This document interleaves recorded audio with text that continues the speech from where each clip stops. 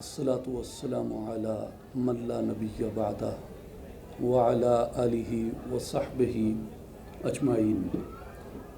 الله لا إله إلا هو الحي القيوم لا تأخذه سنة ولا نوم له ما في السماوات وما في الأرض من ذا الذي يشفع عنده إلا بإذنه يعلم ما بين أيديهم وما خلفهم ولا يحيطون بشيء من علمه إلا بما شاء وسع كرسيه السماوات والأرض ولا يؤوده حفظهما وهو العلي العظيم. إن الله وملائكته يصلون على النبي يا أيها الذين آمنوا صلوا عليه وسلموا تسليما. اللهم صل على سيدنا ومولانا محمد وعلى آل محمد وبارك وسلم. الصلاة والسلام عليك يا رسول الله وعلى آلك وأصحابك يا حبيب الله يا محبوب الله يا محمد رسول الله صلی اللہ علیہ وسلم. قابل احترام مہمانان گرامی، بزرگوں اور بھائیوں، السلام علیکم ورحمۃ اللہ وبرکاتہ. ناچیز کے لیے اعزاز ہے کہ اس پروقار بزم میں مجھے آپ سے چند لمحے نبی اکرم خاتم النبیین صلی اللہ علیہ وآلہ وسلم کی ذات اقدس کے حوالے سے کچھ کہنے کے لیے حاضر ہونے کا موقع ملا، اور یہ اس ماہ مبارک کی مناسبت سے یہ تقریب انعقاد پذیر ہے میلاد مصطفیٰ صلی اللہ علیہ وآلہ وسلم کے عنوان سے. اور نبی اکرم صلی اللہ علیہ وآلہ وسلم کی ذات گرامی ہمارے لیے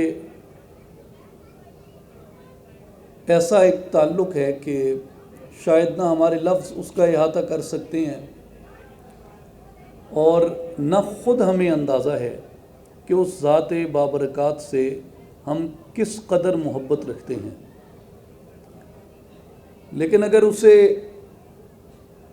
تھوڑی بے باکی کے ساتھ حکیم الامت حضرت علامہ اقبال رحمۃ اللہ علیہ کے نقطہ نظر سے میں جب دیکھتا ہوں تو میرے رونگٹے کھڑے ہو جاتے ہیں کہ جنہیں اللہ تعالی حقیقت کا ادراک دیتا ہے، علم دیتا ہے، تفکر دیتا ہے، توجہ دیتا ہے، حقائق کا، اشیاء کا علم عطا کرتا ہے، چیزوں کو پرکھنے کی توفیق دیتا ہے، صحیح کو صحیح سے، غلط کو غلط سے، خیر کو خیر سے، شر کو شر سے جاننے کی توفیق دیتا ہے. وہ لوگ آپ صلی اللہ علیہ وآلہ وسلم کی ذات اقدس کو کہاں پہ دیکھتے ہیں اور کیسے دیکھتے ہیں؟ علامہ اقبال کے کچھ اشعار مجھے حیران کر دیتے ہیں کہ کیا مومن اس درجے پہ جا کے اپنے آقا صلی اللہ علیہ وسلم سے جب محبت کرتا ہے تو اس کے وجود میں سوائے عشق مصطفیٰ کے کچھ نہیں رہتا. جسے علامہ نے کہا کہ بن گری با دیدہ صدیق اگر معنی حرفم کنی تحقیق اگر قوت قلب و جگر گردد نبی از خدا محبوب تر گردد نبی. کہ اگر تو میرے حرفوں کی تحقیق کرے اور میرے حرفوں کو ابو بکر صدیق کی آنکھوں سے دیکھے، قوت قلب و جگر گردد نبی، تیرے اندر نبی کے عشق کی آتش منور ہو جائے گی، تیرے قلب و جگر کی طاقت بن جائے گا اس کا تصور. از خدا محبوب تر گردد نبی، اور اللہ تعالیٰ کے حکم سے تجھے نبی اکرم صلی اللہ علیہ وآلہ وسلم کی ذات گرامی ہر چیز سے بڑھ کے عزیز ہو جائے. اور یہی وہ بنیادی فرق ہے جہاں صوفیاء کاملین نے اور اولیاء اللہ نے اپنی ہر جستجو کا جو منتہائے مقصود ہے وہ نبی اکرم صلی اللہ علیہ وآلہ وسلم کی ذات گرامی کو بنایا۔ مثلاً حضرت سلطان العارفین سلطان باہو رحمۃ اللہ علیہ کی ایک تصنیف ہے مختصر سی، مجالست النبی۔ جب میں نے اس کو عنوان دیکھا تو ایسے معلوم ہوتا ہے کہ اس میں آپ احوال مجلس بیان کریں گے، جو روحانی بزم آپ صلی اللہ علیہ وآلہ وسلم کی بپا ہوتی ہے اس کا احوال بیان کریں گے، یا ان صوفیاء کے واقعات کو نقل کریں گے جنہیں عالم رویا میں یا عالم روحانی میں یا حالت بیداری میں نبی اکرم صلی اللہ علیہ وآلہ وسلم کی زیارت نصیب ہوئی۔ لیکن جب اس کتاب کو میں دیکھتا ہوں تو اس کتاب میں ایسی کوئی تفصیل نہیں ہے کہ آپ نے احوال مجلس بیان کیے ہوں یا احوال مشاہدہ بیان کیے ہوں، بلکہ اس کتاب کے اندر آپ نے سٹیجز لکھی ہیں کہ انسان اپنے سفر کا آغاز کہاں سے کرتا ہے، اس کی راستے کی ضرورتیں کون کون سی ہیں، اور راستے میں جو سفر وہ طے کرتا ہے وہ کیسے طے کرتا ہے، اور ایک مقام پہ جا کے آپ لکھتے ہیں کہ سب سے مشکل مرحلہ بندے کے لیے فنائے نفس کا مرحلہ ہوتا ہے، کہ وہ اپنے نفس کو، نفس کی خواہشات کو، نفس کی تمنا کو کچل دے اور اس کے وجود کے اندر صرف اور صرف اپنے محبوب کی تمنا راسخ ہو جائے اور وہی باقی رہ جائے۔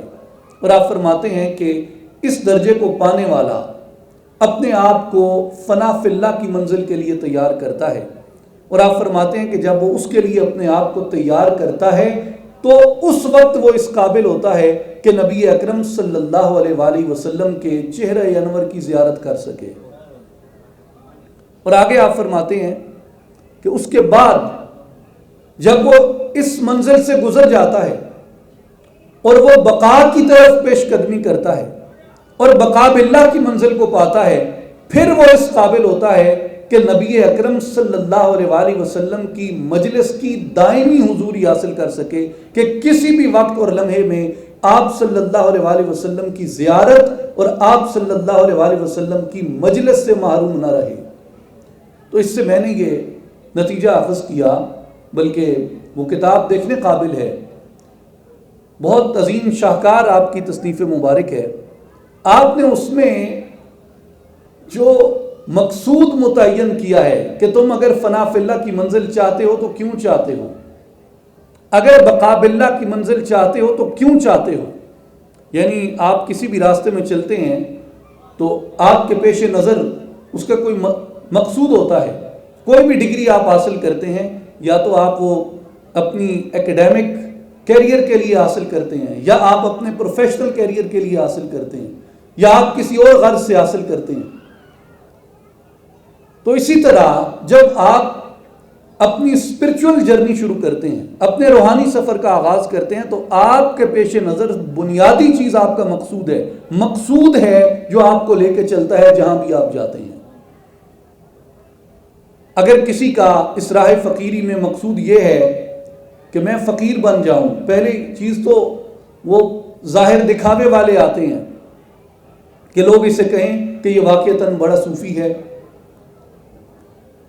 جو ریاکاری کا ایک درجہ ہے، اور دوسرا درجہ یہ آتا ہے کہ لوگ یہ کہیں یا لوگوں سے آگے بڑھ کے تھوڑا اس کے اندر یہ جستجو ہو جائے کہ میں فقیر بن جاؤں یا کسی درجے پہ یا کسی رتبے پہ پہنچ جاؤں۔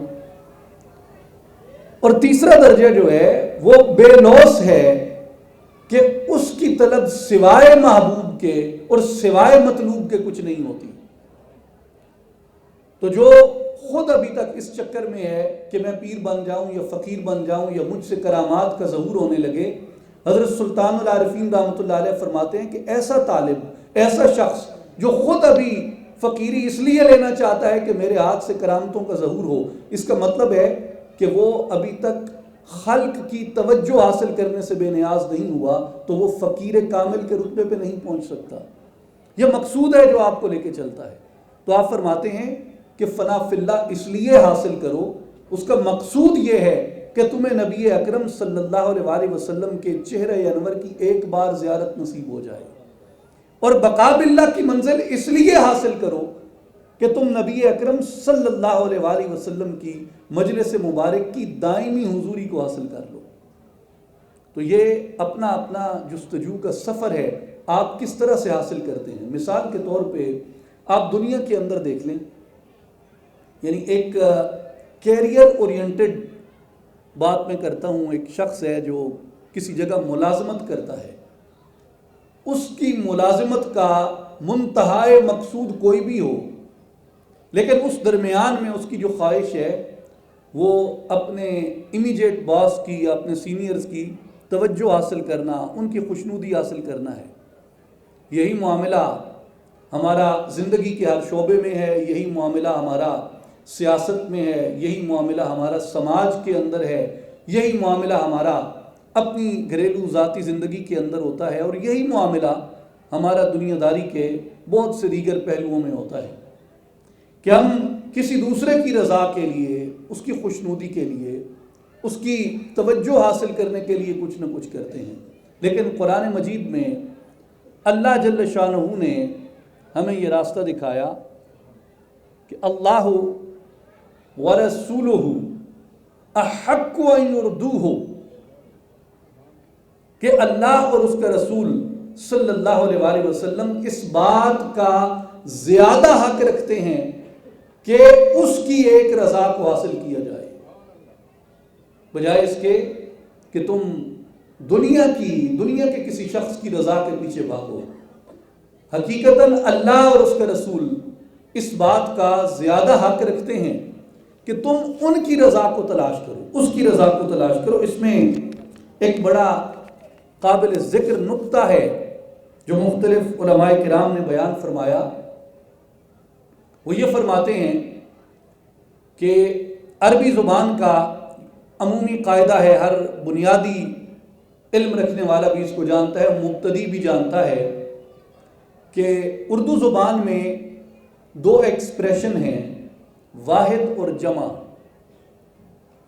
فارسی میں بھی یہی دو ہیں، انگریزی میں بھی یہی دو ہیں، واحد اور جمع، یعنی سنگولر اور پلورل۔ لیکن عربی زبان باقی زبانوں سے مختلف اور زیادہ وسیع ہے، اس میں ایک یعنی واحد پھر دو کے لیے ہے، اسے تثنیہ کہتے ہیں، اور ایک جمع ہے یعنی تین یا اس سے زیادہ، اس کو جمع کہتے ہیں۔ یعنی جسے اردو میں ہم واحد اور جمع کہتے ہیں، عربی زبان کے اندر واحد اور جمع نہیں ہے، بلکہ ان کے درمیان میں دو الگ سے کیٹیگرائزڈ ہے۔ تو اس کے لیے جس طریقے سے کہا جاتا ہے ہوا، ہما، ہم مذکر کے لیے، ہیا، ہما، ہننا مؤنث کے لیے، یعنی واحد ہے تو ہی، اور اگر جمع ہے تو دے۔ عربی زبان کے اندر ہی کے لیے ہوا ہے اور دے کے لیے دو ایکسپریشنز ہیں، ایک ہما یعنی اگر دو ہوں گے تو دے، اور ہم اگر دو سے زیادہ ہوں گے تو دے۔ اس کے اندر وہ اس کیٹیگری کے اندر وہ فال کرتے ہیں۔ تو قرآن مجید کی یہ آیت آپ کو بتاتی ہے کہ واللہ، اللہ، ورسولہ، اور اس کا رسول صلی اللہ علیہ وآلہ وسلم، کس کس کا بیان ہے؟ اللہ کا اور رسول کا۔ اب انگریزی قاعدے کے مطابق اگر ایک کو آپ کہیں گے تو آپ اسے ہی کہیں گے، اور اگر آپ دو کو کہیں گے تو پھر آپ دے کہیں گے، ہی نہیں کہیں گے۔ اسی طرح عربی زبان میں اگر ایک ہے تو اس کے لیے ہو ضمیر واحد آئے گی، اور اگر دو ہیں تو ان کے لیے ہما یعنی تثنیہ کی ضمیر آئے گی، جو کہ انگریزی میں دے آئے گی، جمع کے اس میں آتا ہے۔ اب یہاں بیان دو کا ہوا، اللہ اور اس کا رسول، احق ان یرضوہ۔ اب یرضوہ میں گرامیٹیکلی تو ہما آنا چاہیے تھا کہ دو کا ذکر ہے، اللہ کا اور رسول اللہ کا، لیکن ضمیر واحد کو بیان کیا کہ اللہ اور اس کا رسول اس بات کا زیادہ حق رکھتے ہیں کہ یرضوہ، ان کی ایک رضا کو حاصل کیا جائے۔ تو علماء کرام فرماتے ہیں کہ اس سے معلوم یہ ہوا کہ اللہ تبارک و تعالیٰ یہ بتانا چاہتے ہیں کہ اللہ کی رضا مصطفیٰ علیہ السلام کی رضا سے کوئی علیحدہ نہیں ہے، اور مصطفیٰ علیہ السلام کی رضا اللہ کی رضا سے علیحدہ نہیں ہے۔ جس نے اللہ کو راضی کر لیا اس نے حضور کو راضی کر لیا، جس نے حضور کو راضی کر لیا اس نے اللہ کو راضی کر لیا۔ واللہ ورسولہ احق ان یرضوہ، اللہ اور اس کے رسول اس بات کا زیادہ حق رکھتے ہیں کہ ان دونوں کی ایک رضا کو حاصل کیا جائے۔ یہ نبی اکرم صلی اللہ علیہ وآلہ وسلم کی ذات گرامی ہے جس کے لیے قرآن مجید میں یہ آیا کہ من یطع الرسول فقد اطاع اللہ، جس نے نبی پاک کی اطاعت کی اس نے اللہ کی اطاعت کی۔ آپ بیعت رضوان کو دیکھیے جو سورہ فتح کے اندر اللہ تعالیٰ نے اسے بیان فرمایا کہ ان الذین یبایعونک انما یبایعون اللہ، جو حبیب تم سے بیعت کرتا ہے وہ اللہ سے بیعت کرتا ہے، اور جو رسول اللہ کی اطاعت کرتا ہے اللہ تعالیٰ نے فرمایا کہ میں نے اپنے حبیب کو اس شان سے مبعوث کیا، اس شان سے جلوہ گر کیا کہ جو ان کی رضا کے حصول میں کامیاب ہو گیا جان لو وہ میری رضا کے حصول میں بھی کامیاب ہو گیا۔ اور یاد رکھیں دنیا میں اگر آپ کسی کی خوشنودی پانا چاہتے ہیں، کسی کی رضا پانا چاہتے ہیں، تو اللہ اور اس کے رسول صلی اللہ علیہ وآلہ وسلم کی ذات اقدس سے بہتر کوئی ایسی ہستی اور ذات نہیں، کوئی ایسا وجود نہیں جس کی رضا کو تلاش کیا جائے۔ قرآن مجید میں سیدنا علی کرم اللہ وجہ الکریم سے سوال کیا گیا کہ کون سا مقام آپ کے نزدیک سب سے زیادہ حوصلہ افزا اور امید افزا ہے، جسے دیکھ کے مومن کی امید کبھی نہ ٹوٹے، جسے دیکھ کے مومن کی امید کبھی ختم نہ ہو؟ تو سیدنا علی کرم اللہ وجہ الکریم نے فرمایا کہ وہ مقام جو سورہ والضحیٰ میں ہے وَلَسَوْفَ يُعْطِيكَ رَبُّكَ فَتَرْضَىٰ، اے حبیب ہم آپ کو ان قریب اتنا عطا کریں گے کہ آپ ہم سے راضی ہو جائیں گے۔ اس لیے کہا گیا کہ خدا کی رضا چاہتے ہیں دو عالم، خدا کی رضا چاہتے ہیں دو عالم، خدا چاہتا ہے رضا محمد۔ اللہ تبارک و تعالیٰ اپنے محبوب صلی اللہ علیہ وآلہ وسلم سے وعدہ فرماتے ہیں کہ حبیب ہم آپ کو اتنا عطا کریں گے، اتنا عطا کریں گے کہ آپ ہم سے راضی ہو جائیں گے۔ تو سوال کیا گیا کہ رسول اللہ صلی اللہ علیہ وآلہ وسلم کیا چاہتے ہیں اللہ سے؟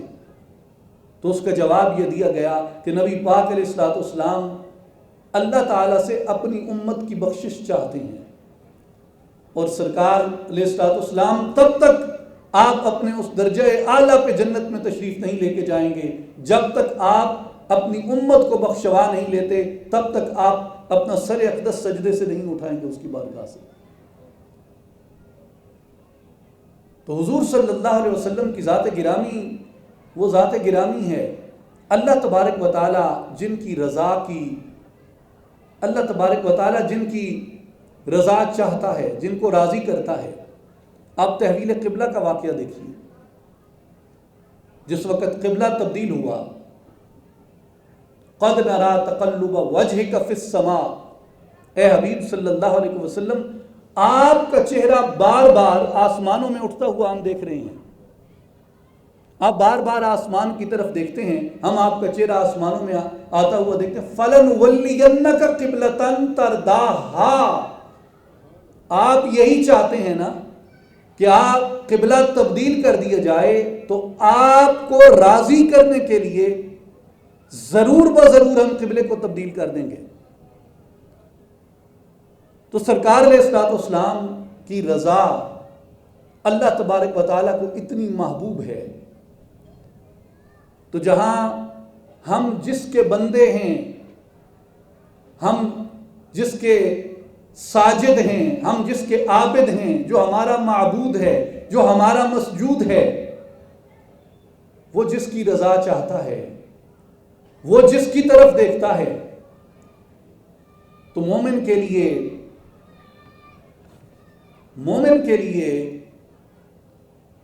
یہ بات زیادہ موزوں ہے کہ بجائے اس کے کہ وہ کسی دنیاوی مقصد کی تلاش میں اپنی زندگی کو بسر کرے، اس کے لیے یہ زیادہ موزوں ہے کہ وہ اپنے محبوب علیہ الصلوۃ والسلام کی رضا کو طلب کرے۔ اس میں ایک مختصر سی بات عرض کر دوں، بڑی قابل توجہ ہے، جسے مختلف مفسرین نے بیان فرمایا کہ نبی اکرم صلی اللہ علیہ وآلہ وسلم نے بظاہر اللہ تبارک و تعالیٰ کی بارگاہ میں اپنی زبان سے یہ سوال نہیں کیا تھا کہ مولا قبلے کو تبدیل کر دے، زبان اقدس سے یہ سوال نہیں فرمایا کہ قبلہ کو تبدیل کر دے، اور اس انداز میں دعا بھی نہیں مانگی کہ قبلہ تبدیل کر دیا جائے، بلکہ محض آپ صلی اللہ علیہ وآلہ وسلم کے قلب اقدس کے اندر، آپ کے دل میں یہ خیال آیا کہ قبلہ تبدیل کر دیا جائے، اور جو یہ کیفیت ہے کہ ہم بار بار آپ کا چہرہ آسمان کی طرف اٹھتے ہوئے دیکھتے ہیں، بار بار آسمان کی طرف اٹھتے ہوئے دیکھتے ہیں، یہ کیا کیفیت ہے؟ تو امام قشیری رحمۃ اللہ علیہ نے اپنی تفسیر میں فرمایا ہے کہ چونکہ نبی اکرم صلی اللہ علیہ وآلہ وسلم نے ارادہ کر لیا، خیال مبارک آ گیا کہ مولا قبلے کو مسجد اقصیٰ سے مسجد حرام کی طرف تبدیل کر دے، تو آپ آسمان کی طرف دیکھ رہے تھے کہ مولا میں نے ارادہ کر لیا ہے، جبریل ابھی وحی لے کے نہیں آیا، میں نے ارادہ کر لیا اور جبریل ابھی وحی اور تصدیق لے کے نہیں آیا اس چیز کی کہ قبلے کو تبدیل کر دیا جائے۔ تو کہا حبیب بار بار جس چیز کا آپ انتظار فرماتے ہیں، جبریل تصدیق لے کے آئے گا اور جس پہ آپ راضی ہوں گے ہم ادھر قبلے کو تبدیل کر دیں گے۔ مسجد اقصیٰ سے مسجد حرام کی طرف، ہم سب مسجد حرام سے، بیت اللہ سے، خانہ کعبہ سے محبت کرتے ہیں، لیکن میرے دوستوں اور بزرگوں، جو مسجد اقصیٰ ہے وہ مسلمانوں کا قبلہ اول ہے، اور سیدی رسول اللہ صلی اللہ علیہ وآلہ وسلم کا سفر معراج گو کہ شروع مسجد حرام سے ہوا۔ سبحان الذی اسریٰ بعبدہ لیلا من المسجد الحرام الی المسجد الاقصیٰ،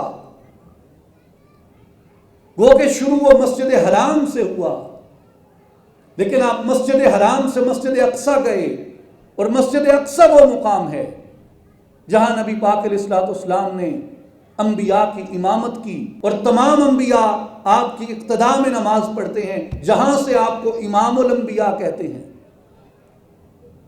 مسجد اقصیٰ وہ مقام ہے جہاں سے نبی پاک علیہ الصلوۃ والسلام کو امام الانبیاء کا لقب ملا۔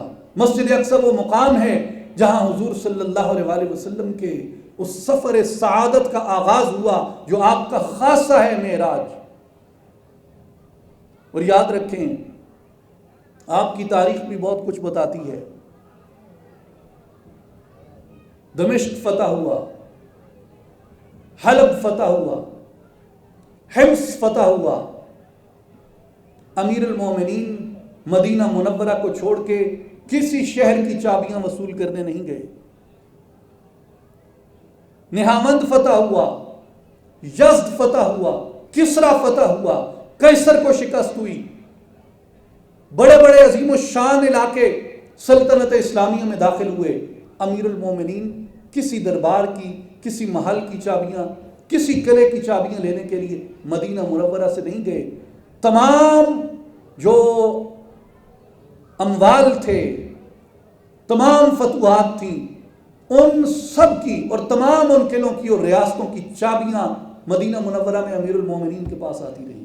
لیکن ایک شہر ایسا ہے جب اس کی فتح کی خبر آئی تو امیر المومنین اپنے غلام کو اونٹ پہ بٹھا کے، اونٹ کی نکیل پکڑ کے اس شہر کے اندر داخل ہوتے ہیں۔ وہ بیت المقدس ہے، اور آپ سیدنا فاروق اعظم رضی اللہ تعالیٰ عنہ مسجد اقصیٰ کے احترام میں، بیت المقدس کے احترام میں آپ وہاں پہ تشریف لے کے گئے اور اس کی چابیاں وصول فرمائیں آپ نے۔ اور جب اس کے اوپر قبضہ ہوا صلیبیوں کا، تو اس وقت یہ توفیق اللہ تعالیٰ نے سلطان صلاح الدین ایوبی کو دی، جس نے بیت المقدس کو دوبارہ آزاد کروایا۔ اور مجھے یہ بات میں کہتے ہوئے اکثر جھجکتا بھی ہوں، ڈرتا بھی ہوں، لیکن یہ بھی کہا گیا ہے کہ محبت کے اظہار میں زیادہ سوچنا بھی نہیں چاہیے۔ مجھے جماعت صحابہ اور جماعت اولیاء کے بعد مجاہدین کی صفوں میں جس شخص سے بہت زیادہ محبت ہے اور جسے میں ابو عبیدہ بن الجراح رضی اللہ تعالیٰ عنہ کے بعد اسلام کی تاریخ کے عظیم ترین ہیروز کے اندر، فاتحین کے اندر شمار کرتا ہوں، وہ سلطان صلاح الدین ایوبی ہے، جس نے وہ کارنامہ سر انجام دیا جو ابو عبیدہ بن الجراح نے دیا تھا۔ وہ اس شہر کی فتح کے لیے داخل ہوا اور امن کی مثال کو قائم کیا جہاں حضرت عمر رضی اللہ تعالیٰ عنہ خود گئے تھے۔ اور میں قادری ہوں، میری نسبت طریقہ قادریہ میں حضرت پیران پیر شیخ عبد القادر گیلانی رحمۃ اللہ علیہ سے ہے، اور میری یہ محبت اور دگنی ہو جاتی ہے اس لیے کہ جو قدس کی جنگ تھی، جس کو عام طور پہ صلیبی جنگ کہا جاتا ہے، اس میں میرے پیر سیدنا شیخ عبد القادر جیلانی کے صاحبزادے حضرت شیخ عبد العزیز بن عبد القادر الگیلانی بنفس نفیس شریک ہوئے۔ مصر میں قصبہ ہے اسقلان، جہاں سے حافظ ابن حجر اسقلانی ہوئے۔ اسقلان کے مقام پہ صلاح الدین ایوبی کی فوج میں حضرت شیخ عبد العزیز بن عبد القادر الگیلانی نے باب قادریہ کے 4000 طلباء کے ساتھ وہاں پہ جہاد فرمایا، اور وہاں آپ شہید ہوئے۔ اور آج بھی جس مقام پہ آپ شہید ہوئے اس مقام کا نام جبل عزیز ہے، جو آپ کے اسم گرامی سے منسوب ہے۔ اور اس لیے القدس سے میری تاریخ کا ایک تعلق نہیں ہے، ایک تعلق نہیں ہے میری تاریخ کا، القدس سے میری تاریخ کے کئی تعلق ہیں۔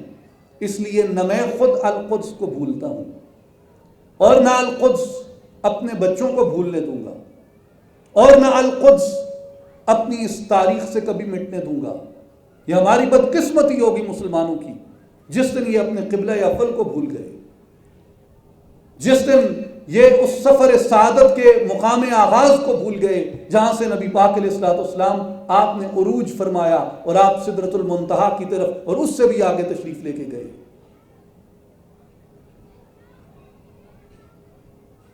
میرے دوستوں اور بزرگوں،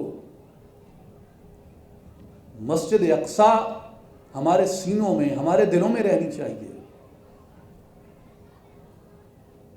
بہرحال موضوع کہیں اور چلا گیا، تو میں عرض کر رہا تھا کہ اللہ تعالیٰ نے ارادہ مصطفیٰ کو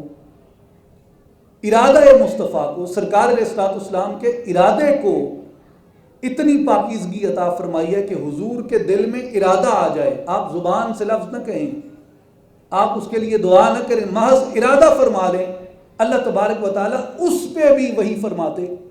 تو اس لیے اولیاء کاملین نے یہ کہا کہ سرکار کا ارادہ بھی پاک ہے، سرکار کے لعاب کی طرح، سرکار کے چہرہ انور کی طرح اللہ تعالیٰ نے سرکار کے ارادے کو بھی پاکی عطا فرمائی ہے۔ وہ لعاب مبارک ہے کہ آپ جس کی آنکھوں پہ، جس کی کھارے چشمے کے اندر آپ ڈال دیں تو وہ میٹھے ہو جاتے۔ اسی طرح اللہ تبارک و تعالیٰ نے آپ کی زبان مبارک کو پاکی عطا فرمائی، آپ کی زبان اقدس سے کبھی ناحق نہ نکلا، آپ کی زبان اقدس سے کبھی جبر نہ نکلا، آپ کی زبان اقدس سے کبھی بے رحمی، کبھی ظلم کا کلمہ نہ نکلا۔ اللہ تعالیٰ نے آپ کے ہاتھوں کو پاکی عطا فرمائی۔ وہ ہاتھ کیسے ہاتھ ہوں گے کہ آپ ان ہاتھوں سے کنکریاں اور مٹی پھینکتے ہیں۔ اللہ تبارک و تعالیٰ فرماتا ہے وَمَا رَمَيْتَ إِذْ رَمَيْتَ وَلَكِنَّ اللَّهَ رَمَى، حبیب جو کنکریاں آپ نے پھینکی وہ آپ نے نہیں پھینکی، وہ ہم نے پھینکی، یعنی پھینکی آپ نے، ہم نے اپنی قدرت کو ان میں شامل فرما دیا۔ وہ پاؤں کیا پاؤں ہیں، وہ عمر کیا عمر ہے، جس عمر کی قسم خدا قرآن میں اٹھاتا ہے۔ وہ زمانہ کیا زمانہ ہے مصطفیٰ علیہ السلام کا، والعصر ان الانسان لفی خسر، قسم ہے زمانے کی۔ کئی مفسرین کرام نے یہ فرمایا ہے کہ یہاں والعصر سے مراد جنرلی زمانہ لیا گیا، لیکن کئی مفسرین نے اس کو تخصیص سے کہا کہ اس سے مراد وہ زمانہ ہے جس زمانے میں نبی اکرم صلی اللہ علیہ وآلہ وسلم جلوہ فرماتے. والعصر یعنی اے حبیب اس زمانے کی قسم جس میں آپ جلوہ فرما ہیں. حضور صلی اللہ علیہ وآلہ وسلم کے شہر کی قسم کھائی اللہ نے. لا اقسم بہذا البلد وانت حل بہذا البلد. اے حبیب صلی اللہ علیہ وسلم ہم اس شہر کی قسم اٹھاتے ہیں اس لیے کہ آپ اس شہر کے اندر جلوہ فرما ہے. حبیب جن گلیوں میں ہے، جس شہر کے اندر ہے، اللہ اس شہر کی قسم اٹھاتا ہے. جس چیز کو آقا پاک علیہ الصلوۃ والسلام سے نسبت ہو جائے اللہ تبارک و تعالیٰ اس چیز کو پاکی عطا کر دیتا ہے. سرکار علیہ السلام کے اہل بیت اطہار کے بارے میں قرآن مجید میں جو کہا، ہر طرح کے رجس کو، ہر طرح کی ناپاکی کو، اس کے گمان کو بھی ہم ختم کر دیں گے آپ سے. اسی طرح اللہ تعالیٰ نے حضور صلی اللہ علیہ وآلہ وسلم کے ارادہ مبارک کو بھی پاکی عطا فرمائی ہے. اس کی میں ایک مثال سورہ احزاب سے دیتا ہوں. اللہ تعالیٰ نے مومنین کو خطاب کرتے ہوئے فرمایا یا ایھا الذین آمنوا لا تدخلوا بیوت النبی الا ان یؤذن لکم الی طعام غیر ناظرین اناہ ولكن اذا دعیتم فادخلوا فاذا طعمتم فانتشروا ولا مستأنسین لحدیث ان ذلکم کان یؤذی النبی فیستحیی منکم واللہ لا یستحیی من الحق.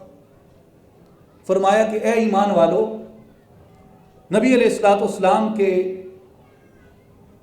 گھروں میں داخل نہ ہوا کرو جب تک کہ تمہیں طعام کی دعوت نہ دی جائے، اور جب تمہیں طعام کی دعوت دی جائے محض اس وقت جاؤ اور طعام کھاؤ اور فوراً منتشر ہو جاؤ. اور وہاں ولا مستأنسین لحدیث، باتوں میں دل لگا کے نہ بیٹھ جایا کرو. کیوں کہ تمہارا ایسا کرنا آپ صلی اللہ علیہ وآلہ وسلم کے لیے تکلیف کا باعث بنتا ہے. اور حضور تکلیف میں آ کر بھی فیستحیی منکم، وہ اس بات سے حیا فرماتے ہیں کہ تمہیں کہیں کہ میں تکلیف میں ہوں. واللہ لا یستحیی من الحق، لیکن اللہ حق بیان کرنے میں حیا نہیں فرماتا. اس کی وجہ یہ ہے کہ اس میں تمہاری خیر ہے، اور تمہاری وجہ سے اگر حضور تکلیف میں ہے تو یہ تمہارے لیے خیر نہیں ہے. اب یہ آیت مبارکہ ہے. صحابہ کرام آپ صلی اللہ علیہ وآلہ وسلم کی بارگاہ میں جاتے اور کھانا کھاتے اور دل لگا کے بیٹھ جاتے. کیا کرتے؟ چہرہ حبیب کی زیارت کرتے، حضور کی مجلس کے شوق میں حضور کی بارگاہ اقدس میں بیٹھے رہتے، دل لگا کے حضور کی باتیں سنتے رہتے. اب حضور کا وقت آرام ہوتا، اور اس وقت آرام میں ان کے بیٹھے رہنے اور ان کے باتوں کے شوق میں حضور کے وقت آرام میں خلل آتا. اب سرکار علیہ السلام حیا سے، مربت سے ان کو یہ بھی نہ کہتے کہ یار اٹھ جاؤ میں نے آرام کرنا ہے. اب سوال یہ ہے، یہ بنتے نہیں ہیں یہ سوال، استغفر اللہ معاذ اللہ، لیکن صرف بات سمجھنے کے لیے کہ کیا کسی نے واقعتاً نبی علیہ السلام کو ایذا دی، ضرب لگائی، کوئی بد کلامی کی، کوئی سخت کلامی کی، ایسی بات کہی جو آداب کے دائرے سے گری ہوئی تھی؟ نہیں. وہ تو حضور کے شوق میں بیٹھے تھے، حضور کی محبت میں بیٹھے تھے، حضور کی چاہ میں بیٹھے تھے، حضور کے پیار میں بیٹھے تھے. مگر پھر بھی چونکہ ان کا بیٹھنا طبع مبارک پہ اس لیے بوجھ تھا کہ آپ کا وقت آرام تھا، اب سرکار نے نہ ان کے لیے دعا کی، نہ کلمات کہے، محض اتنی بات ہے کہ طبع مبارک پہ گراں تھا. محض اتنی بات ہے کہ طبع مبارک پہ گراں تھا، طبیعت کے لیے ناگوار تھا.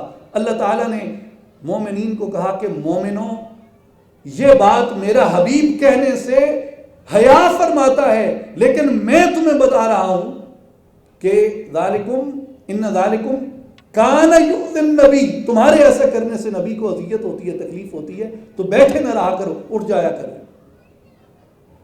ارادہ مصطفیٰ پہ محض ایک خیال گراں گزر جائے، اللہ تبارک و تعالیٰ اس پہ بھی مومنین کو ادب کی تلقین کرتا ہے۔ یعنی کیسی نفاست ہے اس مقام کی، کیسا لحاظ ہے اس مقام کا۔ میں آگے بڑھنے سے پہلے، میں گفتگو کے اختتام کی طرف جا رہا ہوں، لیکن یہاں سے گفتگو کو آخری مرحلے میں داخل کرنے سے پہلے ایک بات جو ہماری معاشرت جو اس سے اخذ ہوتی ہے، یعنی ٹھیک ہے اللہ نے منع فرمایا، وہ معاملہ وہاں پہ ہے، لیکن اس کے درمیان میں ایک نقطہ ہے، اور وہ یہ ہے کہ یہ بات حضور کو ناگوار گزرتی ہے، مگر اس کے باوجود فَيَسْتَحْيِي مِنْكُمْ، حضور تم سے حیا کرتے ہیں یہ بات کہنے میں، جس کو ہم اپنی زبان میں کہتے ہیں کہ سرکار مروت فرماتے۔ تو یہاں سے سیرت پاک کا یہ پہلو اخذ ہوتا ہے کہ آپ کے پاس اگر مہمان ہے اور جب تک وہ بیٹھا ہے تو سرکار علیہ السلام کے اخلاق عالیہ کا حصہ تھا، جسے قرآن نے بیان کیا کہ سرکار مہمان کو نہ فرماتے کہ اٹھی میں، اس لیے کہ آپ اس تکلیف کو خود گوارا فرما لیتے مگر اس مہمان کی دل آزاری نہ فرماتے۔ دوسری بات کہ جسے ہم کہتے ہیں مروت، یہ اس مروت کے اندر آتا ہے، اور اس سے معلوم ہوتا ہے کہ جو مروت ہے یہ کمزوری نہیں ہے، کیونکہ اللہ تعالیٰ نے محبوب علیہ السلام کو ہر عیب سے پاک پیدا فرمایا، اور نبی پاک علیہ السلام جس چیز کو اخلاق کے طور پہ اختیار کرتے ہیں وہ کمزوری نہیں ہے۔ جو مروت ہے یہ آپ کے معاشرے کی طاقت ہوتی ہے، لیکن افسوس یہ جو ہمارا پوسٹ کالونیل سلیبس ہے، اس میں پہلی سے لے کے آخری ہمارے درجے کی تعلیم تک کہیں مروت نہیں پڑھائی جاتی۔ ہم وہ جنہوں نے بزرگوں کی قدم صاف کیے، اساتذہ کی جوتیاں اٹھائیں، شاید انہوں نے کہیں عطار سے، رومی سے، سعدی سے وفا کے کوئی 2-4 سبق پڑھ لیے ہوں، ورنہ آپ خود دیکھ لیں سلیبس کو، بغور دیکھ لیں، کسی جگہ لائلٹی پڑھائی جاتی ہے۔ ہاں آپ کو BBA میں آرگنائزیشنل لائلٹی پڑھائی جائے گی، کیونکہ وہ سینس آف اونرشپ کے اس میں کہتے ہیں کہ یہ کارپوریٹ ضرورت ہے۔ کارپوریٹ ضرورت جب بنتی ہے تو پھر ہم لائلٹی کو بھی پڑھ لیتے ہیں، وفاداری کو بھی پڑھ لیتے ہیں، باقی چیزوں کو بھی پڑھ لیتے ہیں، لیکن جہاں ہماری معاشرت کی ضرورت ہے، میرے نزدیک وہ شخص جس نے معاشرت میں وفاداری نہیں سیکھی، معاشرت میں لائلٹی نہیں سیکھی، وہ کسی ادارے میں چلا جائے، وہ ہارورڈ سے، کیمبرج سے، کسی بڑی سے بڑی یونیورسٹی سے جا کے وہ آرگنائزیشنل لائلٹی پڑھ لے، وہ کسی ادارے سے لائل نہیں ہو سکتا۔ اس کی وجہ یہ ہے کہ وہ وفا تو اس کی معاشرت میں نہیں ہے، تو وفا کہاں سے لے کے آئے گا، کہاں سے حاصل کرے گا اس وفا کو؟ تو آپ کو وفا سیکھنے کے لیے، وفا پڑھنے کے لیے کچھ رول ماڈل پڑھنے پڑتے ہیں۔ یعنی جو کربلا کی داستان ہے اس میں قربانی میں سیکھتا ہوں، ایثار سیکھتا ہوں، جواں مردی سیکھتا ہوں، ہمت سیکھتا ہوں، کھڑے رہنا، کرج سیکھتا ہوں، ظلم کی آنکھ میں آنکھ ڈالنا سیکھتا ہوں، بے سر و سامانی کی حالت میں بھی اللہ پہ توکل کر کے لڑنا سیکھتا ہوں۔ وہیں میں غازی عباس رضی اللہ تعالیٰ عنہ کے کردار سے وفا سیکھتا ہوں۔ یہ وفا ہے آپ کی۔ اگر مجھ میں وفا نہیں ہے تو میں اپنے باپ کا کیا لگتا ہوں؟ مجھ میں وفا نہیں ہے میں اپنی ماں کا کیا لگتا ہوں؟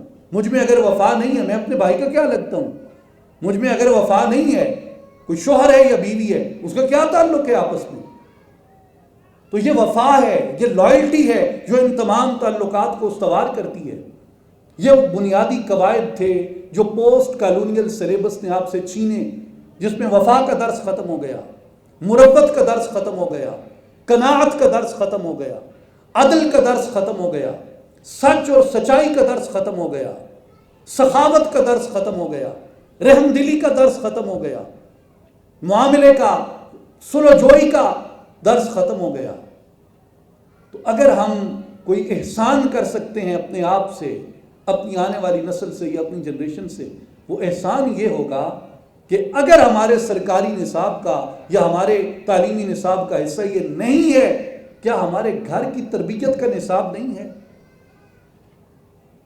تو یہ وہ صفات ہیں آپ صلی اللہ علیہ وآلہ وسلم کی ذات اقدس سے جو فَيَسْتَحْيِي مِنْكُمْ سے میں اخذ کرتا ہوں کہ یہ آپ صلی اللہ علیہ وآلہ وسلم کے اخلاق عالیہ کا خاصہ ہے، جسے آپ کے اخلاق کے حسن کے طور پہ اللہ نے قرآن میں بیان فرمایا۔ آخری بات یہ ہے کہ یہ محض ایک مقام نہیں جہاں اللہ تعالیٰ نے آپ صلی اللہ علیہ وآلہ وسلم کی مجلس کے اور بزم کے آداب سکھائے، بلکہ قرآن مجید میں کئی دیگر مقامات آپ کو ملیں گے جہاں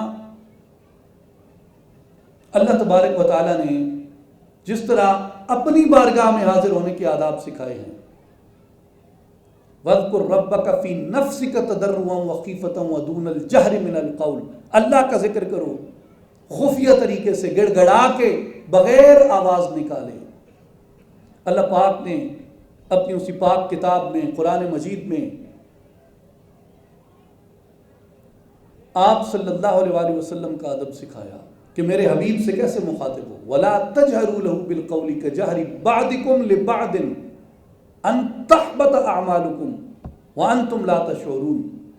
کیا لوگوں، میرے حبیب کو ایسے نہ پکارنا جیسے عام لوگ عام لوگوں کو پکارتے ہیں، جس طرح عام لوگ عام لوگوں کو مخاطب کرتے ہیں، بلکہ یہ بھی کہا ایک مقام پہ اسی سورہ حجرات کے آغاز میں، یا ایھا الذین آمنوا لا ترفعوا اصواتکم فوق صوت النبی، تمہاری وائس ٹون، وائس پچ بھی میرے نبی کے سامنے بلند نہیں ہونی چاہیے۔ اور قرآن میں دو مقام ہیں، ایک مقام پہ فرمایا کہ اگر تم نے میرے حبیب کو ایسے پکارا جیسے عام لوگ عام لوگوں کو پکارتے ہیں، اس عدم احتیاط پہ تمہارے تمام اعمال برباد کر دیے جائیں گے اور تمہیں خبر بھی نہیں ہوگی۔ اور دوسرا مقام ہے فرمایا لَإِنْ أَشْرَكْتَ لَيَحْبَطَنَّ عَمَلُكَ، اگر تم نے شرک کیا تو تمہارے تمام اعمال برباد ہو گئے۔ جتنی نیکیاں کی، تعلیم دی، خدمت کی، سماج میں، معاشرے میں جو کچھ بھی تم نے کیا، اگر شرک کیا ہے تو تمام نیکیاں برباد ہو گئی۔ اور دوسرے مقام پہ کہا تم نے جتنی نیکیاں کی ہیں، اگر تم نے میرے محبوب کی بارگاہ کے ادب کا لحاظ نہیں رکھا، ان تحبط اعمالکم، تمہارے تمام اعمال برباد ہو جائیں گے۔ اور آگے کیا کہا؟ آگے فرمایا کہ وہ لوگ جو اپنی آوازوں کو میرے حبیب کے سامنے پست کر دیتے ہیں، ان الذین یغضون اصواتهم عند رسول اللہ اولئک الذین امتحن اللہ قلوبهم للتقوی، یہ وہ لوگ ہیں جنہوں نے اپنی آوازوں کو حضور کے سامنے نیچا کر دیا، اللہ نے ان کے دل کو تقوی کے لیے خالص کر دیا۔ کس چیز پہ؟ ادب رسول اختیار کرنے پہ، حضور کی بارگاہ کی تعظیم اختیار کرنے پہ۔ زبان کا تقوی کیا ہے؟ سچ بولنا، قول سدید کہنا، قولوا قولا سدیدا، یہ زبان کا تقوی ہے۔ اللہ کا ذکر کرنا زبان کا تقوی ہے۔ آنکھ کا تقوی کیا ہے؟ آنکھ کا تقوی ہے آنکھ نیچی رکھنا، کسی کی عزت کی طرف نہ جھانکنا۔ اور آنکھ کا تقوی ہے اللہ کی خشیت میں، اس کی خوف میں آنسو بہانا، یہ آنکھ کا تقوی ہے۔ کان کا تقوی کیا ہے؟ کلام اللہ کی طرف راغب ہونا، کلام الہی سننا، اچھا قول سننا، برائی کی باتوں سے دور رہنا۔ ہاتھوں کا تقوی کیا ہے؟ غریب کی مدد کرنا۔ ہاتھوں کا تقوی کیا ہے؟ اچھائی کے کاموں میں حصہ لینا۔ ہاتھ کا تقوی کیا ہے؟ اس طرح دینا کہ کسی دوسرے کو خبر نہ ہو سکے۔ پاؤں کا تقوی کیا ہے؟ مسجد کی طرف چل کے جانا، بیت اللہ کی طرف چل کے جانا، روضہ اقدس کی طرف چل کے جانا، ماں باپ کی طرف چل کے جانا، یہ پاؤں کا تقوی ہے۔ ماں باپ کی زیارت کرنا بھی آنکھوں کے تقوی کا باعث ہے۔ نیک لوگوں کی، صالحین کی زیارت آنکھوں کے تقوی کا باعث ہے۔ کمر کا تقوی کیا ہے؟ کمر کا تقوی ہے اللہ کے حضور رکوع کرنا خشوع و خضوع سے۔ پیشانی کا تقوی کیا ہے؟ اللہ کے حضور سجدے میں گر جانا۔ کوہنیوں کا تقوی کیا ہے؟ انہیں دھونا، وضو سے پاک کرنا۔ گھٹنوں کا تقوی کیا ہے؟ اللہ کے حضور تشہد میں بیٹھنا، اس کے حضور سجدے کے اندر گرنا۔ ہر عضو کا کوئی نہ کوئی تقوی ہے، لیکن دل کا تقوی کیا ہے؟ قرآن یہ کہتا ہے کہ ان الذین یغضون اصواتهم عند رسول اللہ، جنہوں نے حضور کے ادب میں اپنی آوازوں کو نیچے کر لیا، اولئک الذین امتحن اللہ قلوبہم للتقوی، یہ وہ لوگ ہیں جن کے دلوں کو اللہ نے تقوی کے لیے خالص کر دیا ہے۔ تو حضور صلی اللہ علیہ وآلہ وسلم سے ادب اختیار کرنا، حضور صلی اللہ علیہ وآلہ وسلم سے تعظیم اختیار کرنا، حضور صلی اللہ علیہ وآلہ وسلم کی بارگاہ پاک میں احتیاط کو پیش نظر رکھنا، یہ دل کے تقوی کا باعث ہے۔ میں نے آپ کا بہت سا وقت لے لیا۔ جو سچ تھا وہ اللہ کی طرف سے تھا، اور اگر کوئی لغزش تھی تو وہ میرے نفس کی تھی۔ اللہ تعالی ہم سب کو سچ پہ عمل کی توفیق عطا فرمائے، اور اللہ تبارک و تعالی ہمیں لغزشوں سے پاک فرمائے۔ تمام گفتگو کا خلاصہ یہ ہے کہ منتہائے مقصود ہر چیز کا وہ آپ کا مطلوب اور محبوب ہوتا ہے، اور بالآخر آپ وہیں جاتے ہیں جو آپ کی طلب ہوتی ہے۔ ہر مسافر کی منزل کا اختتام وہی ہے جو اس نے طلب کیا۔ تو آپ دنیا میں اگر کسی کی طلب کرنا چاہتے ہیں تو نبی پاک علیہ الصلوۃ والسلام کی ذات گرامی سے اللہ تعالیٰ نے کسی کو خوبصورت پیدا نہیں کیا، کسی کو اتنی عظمتیں اور شانیں نہیں دیں جو ہمارے پاک نبی علیہ السلام کو عطا فرمائیں۔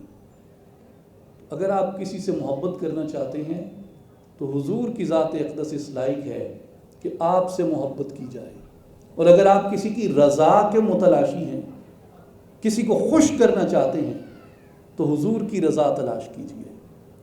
کیوں کہ اللہ تبارک و تعالیٰ بھی قرآن مجید میں یہ فرماتا ہے کہ اے حبیب، ہم آپ کو اتنا عطا کریں گے کہ آپ کو راضی کر لیں گے۔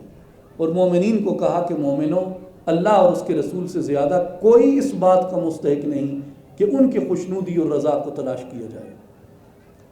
تحویل قبلہ کی آیات میں بھی اللہ تعالیٰ نے حضور صلی اللہ علیہ وآلہ وسلم کو راضی کرنے کی بات کی۔ اور تحویل قبلہ کے ضمن میں یہ یاد رکھیں کہ مسجد اقصیٰ ہماری پولیٹیکل کمٹمنٹ نہیں ہے۔ مسجد اقصیٰ، بیت المقدس ہماری اسپرچول کمٹمنٹ ہے، اور مسجد اقصیٰ پہ کمپرومائز میں تو تب تک نہیں کر سکتا جب تک 15ویں پارے کا آغاز سبحان الذی اسریٰ بعبدہ لیلا من المسجد الحرام الی المسجد الاقصیٰ سے ہوتا ہے۔ جب تک میرے سینے میں قرآن ہے تب تک میرے سینے میں مسجد اقصیٰ ہے۔ مسجد اقصیٰ سے یہ محبت مجھے قرآن نے سکھائی ہے، اور یہ اس امت کی بدقسمتی، بد نصیبی ہوگی، اور ہر وہ شخص اس کے لیے جواب دہ ہوگا جو مسجد اقصیٰ پہ کمپرومائز کرتا ہے۔ اور میں ہر اس ہیرو سے، ہر اس شہید سے محبت کرتا ہوں جو مسجد اقصیٰ کے لیے اللہ کی راہ میں قربان ہوا۔ اس کے بعد نبی پاک علیہ الصلوۃ والسلام کے ارادے کے بارے میں ہم نے بات کی کہ اللہ تعالیٰ نے جس طرح آپ کو ہر پہلو میں پاکی عطا کی ہے، اسی طرح اللہ تعالیٰ نے نبی پاک علیہ السلام کے ارادے کو بھی پاکی عطا فرمائی ہے۔ اور نبی پاک علیہ الصلوۃ والسلام کے آداب اللہ تعالیٰ نے مومنین کو سکھائے کہ حضور کی بارگاہ میں کس طرح جاؤ، کس طریقے سے حضور صلی اللہ علیہ وآلہ وسلم کا ادب کرو، اور کس طرح یہ چیز تمہارے دل کے تقوی کو مضبوط کرے گی۔ یعنی ادب مصطفیٰ اختیار کرنا، حضور سے تعظیم اختیار کرنا، یہ قرآن نے سکھایا ہے، کسی عالم کی اختراع نہیں ہے، کسی فقیہ کی یا کسی متکلم کی یا کسی صوفی کی اختراع نہیں ہے، کسی محدث یا مفسر کی اختراع نہیں ہے، کسی صحیح، حسن، ضعیف یا موضوع حدیث سے یہ عقیدہ اختراع نہیں کیا گیا، بلکہ اس کے اوپر قرآن مجید میں بین آیات مبارکہ موجود ہیں جہاں اللہ تعالیٰ نے حضور سے تعظیم اختیار کرنا، دلوں کا تقوی بیان کیا ہے۔ اس لیے ہر مومن کے اوپر یہ لازم ہے کہ کہ وہ حضور صلی اللہ علیہ وآلہ وسلم کی بارگاہ کے ادب کو ملحوظ خاطر رکھے۔ میں بار دیگر آپ تمام تشریف لانے والے مہمانان گرامی کا تہ دل سے شکریہ ادا کرتا ہوں، اور میں آج کی اس تقریب کے منتظمین کا اپنے نہایت ہی بہت ہی عزیز اور بہت ہی پیارے دونوں اپنے بھائیوں کا، محترم ملک عبد القیوم سنبل صاحب کا، ڈاکٹر عبد الرحمن صاحب کا، اور ان کے ساتھ جتنی باقی ان کے منتظم ساتھی تھے ان سب کا بھی شکریہ ادا کرتا ہوں، اور اپنے لیے یہ اعزاز سمجھتا ہوں کہ آپ جیسے عظیم اور باوقار لوگوں کے درمیان اپنی کم علمی، کم عملی، کم حیثیتی کے باوجود ناچیز کو کچھ کلمات کہنے کا موقع ملا۔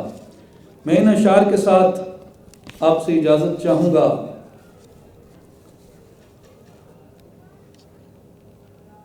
لوح بھی تو، قلم بھی تو، تیرا وجود الکتاب، گنبد آب گینا رنگ تیرے محیط میں حباب، شوکت سنجر و سلیم تیرے جلال کی نمود، فقر جنید و با یزید تیرا جمال بے نقاب، شوق تیرا اگر نہ ہو میری نماز کا امام، میرے قیام بھی حجاب، میرے سجود بھی حجاب، تیری نگاہ ناز سے دونوں مراد پا گئے، عقل غیاب و جستجو، عشق حضور و اضطراب، وہ شمع اجالا جس نے کیا 40 برس تک غاروں میں، ایک روز جھلکنے والی تھی سب دنیا کے درباروں میں، جو فلسفیوں سے حل نہ ہوا، جو نکتہ وروں سے کھل نہ سکا، وہ راز کملی والے نے بتلا دیا چند اشاروں میں، گر ارض و سما کی محفل میں لولا کلما کا شور نہ ہو، یہ نور نہ ہو سیاروں میں، یہ رنگ نہ ہو نظاروں میں، بے بسم اللہ اسم اللہ دا اے وی گہنا بھارا ہوں، نال شفاعت سرور عالم چھٹ سی عالم سارا ہوں، حدوں بے حد درود نبی تے جس دا ایڈ پسارا ہوں، میں قربان تنہا توں یا حضرت باہو جنہ ملیا نبی سہارا ہوں۔ ان اللہ و ملائکتہ یصلون علی النبی یا ایھا الذین آمنوا صلوا علیہ وسلموا تسلیما، اللہم صل علی سیدنا و مولانا محمد وعلی آل محمد وبارک وسلم۔ بہت شکریہ۔